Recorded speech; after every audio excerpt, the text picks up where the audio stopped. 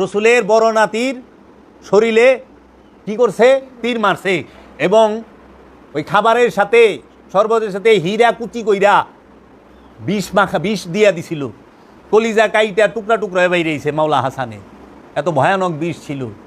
এটা করলো হিন্দার পোলায়। আর মবিয়ার পোলায় কি করলো, মাওলা হুসাইনকে কারবালা শাহাদাত করলো।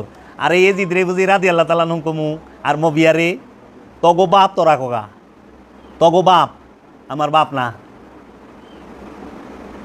অবশ্যই সাহাবী, কিন্তু মুনাফেক সাহাবী, মুনাফেক।